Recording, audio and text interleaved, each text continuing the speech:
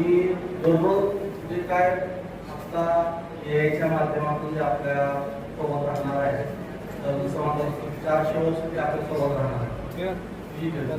त्या अनुषंगाने आपण जास्तीत जास्त मग ग्रुपातल्या स्वतःमध्ये सांगितलेली ग्रुप आहे, तर त्याच्यासोबत आपल्याला मैत्री करावीच लागणार आहे.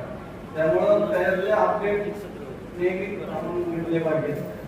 असंही आपण रील्स वगैरे पाहण्यापेक्षा काय काय चेंजेस होत आहे किंवा कुठल्या काय काय वेगवेगळ्या गोष्टी येत आहे ते सातत्याने आपण पाहिलं पाहिजे. त्याचं ट्रेनिंग झाल्याशिवाय किंवा त्याची माहिती झाल्याशिवाय आपण पुढं काहीच होऊ शकणार नाही. आपण बरोबर सगळे लक्षात घ्यायला पाहिजे. आता आमच्या जिल्ह्यामध्ये धाराशिवमध्ये बहुतांश टीचरवाले काम करून मिळतो आहे.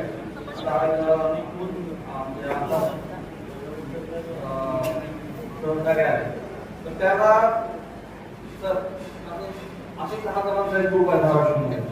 ते आत्ता काय आपल्या माध्यमामध्ये अत्यंत चांगल्या पद्धतीने समजून सांगू शकतात.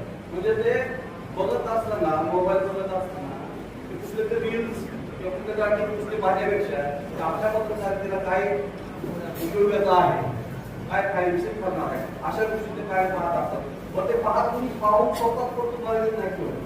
कारण आम्ही दररोज डेली एकत्र येत असल्यामुळे एकमेकांना शेअर करतात की आज अशा पद्धतीचे चेंजेस पाहायला मिळाले किंवा ग्रुपमध्ये किंवा काय मध्ये तू अशी जर बातमी केली असते, असे जर विषय केले असते, ह्या गोष्टी केल्या असत्या, आम्ही गोष्टी केल्या असत्या, केल्या असत्या, अशी चर्चा होत होता. त्यामुळे आमचा फायदा काय होतो जिल्ह्यामध्ये की आमच्याकडं कडून आमच्या म्हणजे आपल्या टीचरच्या पोरांकडून सगळ्या बातमी जातात बहुतांश वाटतंय आपल्याकडून आयोजित करतात. आपल्या पोरांनी आपल्या मुलांनी केलेल्या बातम्या आणि मेन स्ट्रीम मध्ये लावलेला आहे. त्याचं कारण आहे की आता एवढं ट्रेंड घेऊन आमच्याकडे झालेला